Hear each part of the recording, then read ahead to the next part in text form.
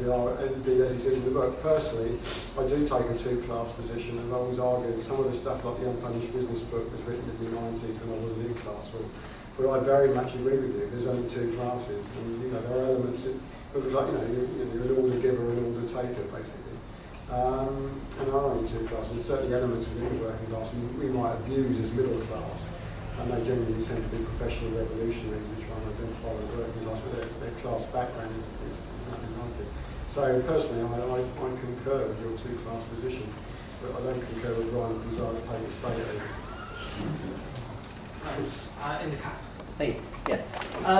Just a comment on this really. I think that maybe there's a sort of differences here because what I think got to get to grips with is a process of a sort of revolutionary situation, and the fact is that whether as people have said, whether it comes to probably I would agree with what Brian said. It's probably can come between a combination from the ballot box and actually things happening outside. It cannot come just from the ballot box. That's an impossibility.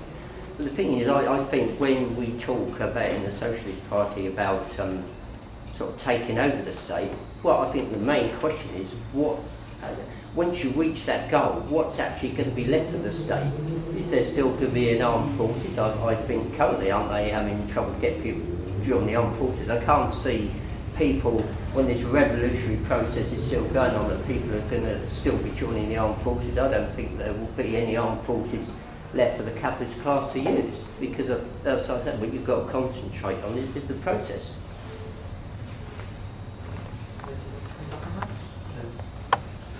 Yeah, can I just briefly say that, I think what Ian drew from what Brian was saying isn't quite what Brian was saying. No, don't try and spin Brian's words. It's quite clear.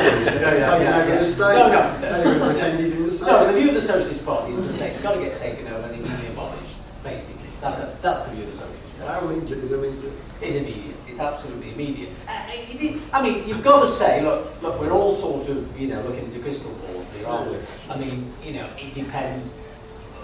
Obviously, we can't say absolutely categorically this will happen or that will happen, but the view of the Socialist Party is that the state has nothing to do at all with socialism at all, and immediately or as quickly as possible, it depends. But ideally, immediately the state, once it's taken over, once it's clear that the majority are for socialism, they've expressed the will to have socialism, the state gets abolished, and you have a society of from each according to ability to each according to need. I mean, that clearly is the position of the Socialist Party.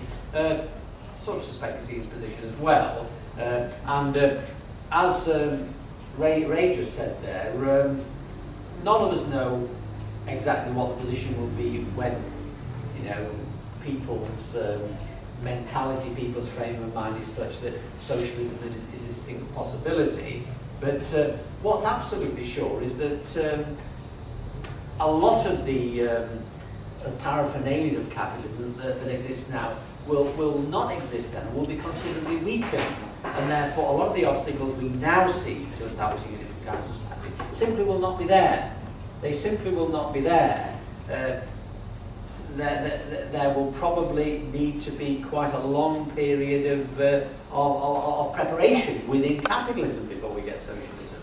And if it seems to people who want socialism within capitalism that the time isn't right, then they may decide that no, we'll wait until it is.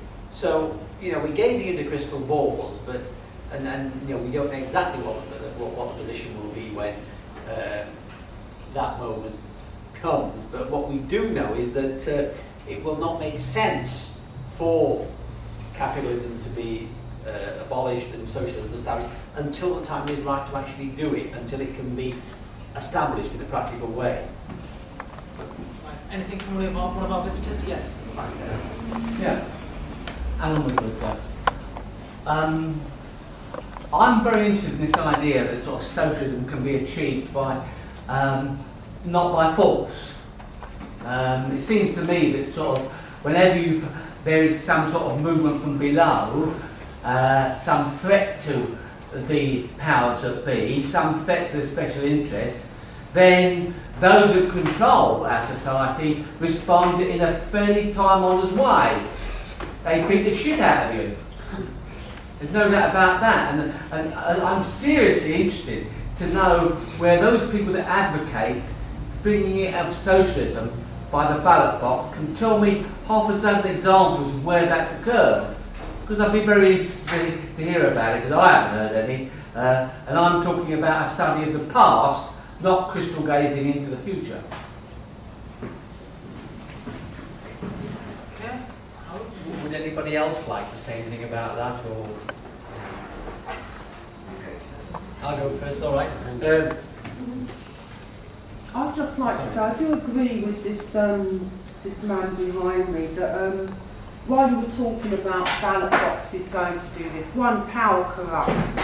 You know, anyone who's gone into power, from what I've read in history, and I haven't read a great deal, but just even modern day history, you know, they all turn against what they're really supposed to be doing. They're going to help someone else, and it changes to a different situation. I think Ian Bones put this point across. They changed their views on the class or the people they're supposed to be helping.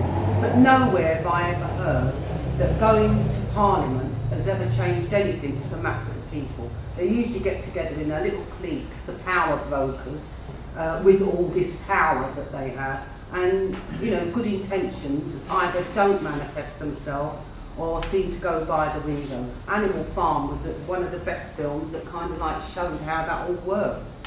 As far as I'm concerned, I'm not happy with this parliamentary scope, to be honest. I don't see how it's going to work, but I don't like violence either. I don't think that's the answer either. And I like the Socialist Party that they're adamant it's a non-violent party. Abolishing the state sounds nice, but how do you abolish a state where a capitalist society is adamant you will not have socialism? It's not going to happen. What I'd sort of ask people to do is to think about the kind of revolution that the Socialist Party is advocating. And it's got sort of 2 or 3 different features. One of them is that it's a majority revolution. It's a revolution that the majority of people in the society want. It's a conscious revolution. In other words, people want it and they know what they want. Okay, that's the second thing. And the third thing is that they've planned how they will bring it about. Now, you say, what are the historical precedents for this? There aren't. That's the point. There aren't historical precedents. If there were historical precedents for it, we would probably have it already. There aren't. The historical precedents you can look at are precedents where there've been a minority which have tried to bring about a revolution. They've been faced with hostile, violent opposition from the state. Sometimes they've succeeded, sometimes they've failed. But whatever they've brought about, it hasn't been socialism, it hasn't been a majority revolution, it hasn't been something that was thought out in advance. And that's why previous revolutions have always failed. They've always, in a sense, even if they've seemed to have succeeded, been more of the same. They've carried on what was happening before, sometimes in sort of marginally different ways, but that's what's happened. The point about the kind of revolution that the Socialist Party advocates is that it's qualitatively different from what's happened in the past. And it's qualitatively different because the majority want it, because people understand what they want, and because people are prepared to do what's necessary to bring it about. And in the circumstances, if a small minority did use violence to try and stop it, the vast majority might well have to oppose them in the same kind of way. But you know, if 90% of the population clearly wants something, if they're prepared to take action to bring it about,